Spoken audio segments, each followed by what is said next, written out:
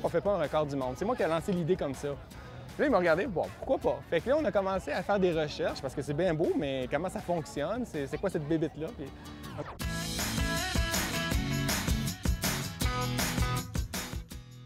Mais c'était juste une petite idée, mais là, c'est devenu gros, puis on est content, mais... Puis on a parlé après ça avec le fermier, puis il nous a planté des produits pour nous, sachant qu'on allait le faire. Fait que ça a commencé comme ça. Et là, après ça, on a commencé à parler avec nos partenaires sur le campus, les autres départements, services. Puis là, tranquillement, tout le monde a embarqué dans le projet. On veut démontrer que, premièrement, il y a des beaux produits qui se font au Québec. On a une ferme, on est chanceux d'avoir une ferme. Il faut l'utiliser. Qu'est-ce qu'on a commencé? Il y a très peu d'universités au Canada qui ont des fermes. Nous, on en a une. On veut encourager les fournisseurs locaux, les fermiers locaux, puis aussi l'interaction avec les fournisseurs. Il y avait au-delà de 1000 melons qui venaient de la ferme. 50 des produits venaient de la ferme qu'on a utilisés pour la salade de fruits.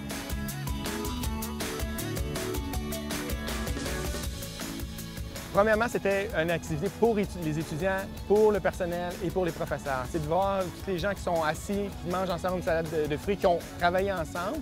Ça, c'était le premier objectif. Ensuite, de participer à l'événement de la semaine Fresh Week où il y a plein d'activités pour les étudiants. Et on voulait aussi faire notre marque avec l'émission Montréal, les différentes maisons où il y a des personnes qui sont en difficulté à la Ville de Montréal. Je pense que c'est une autre façon de le montrer. McGill peut être impliqué dans la communauté montréalaise.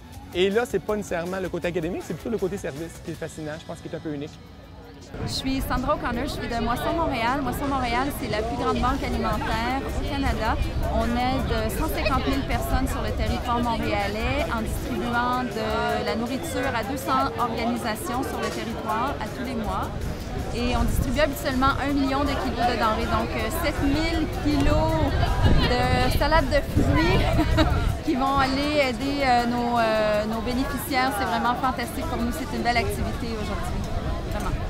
Go ahead, put the first ones in.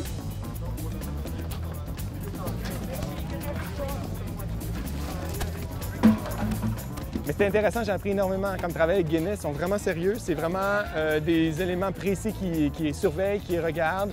Ils sont très au niveau rigoureux, au niveau des détails, des standards. Tout a dû être approuvé par eux.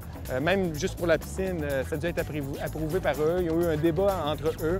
Puis là, c'était intéressant de voir, c'était comme l'accomplissement avec la personne de Guinness qui est arrivée ce matin de New York pour homologuer le record du monde.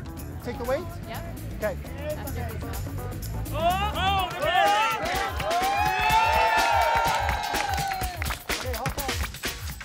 McGill a été capable de battre le record du monde et de créer la plus grosse salade de fruits au monde. Alors, c'est plus de 11 197 livres. Alors, nous sommes maintenant...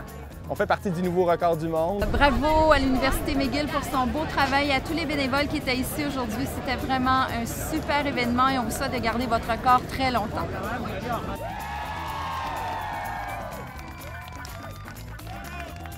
Je pense qu'on a marqué un peu l'histoire aujourd'hui, puis on a fait quelque chose que les gens vont s'en souvenir. Ça, c'est le plus intéressant. On est vraiment contents.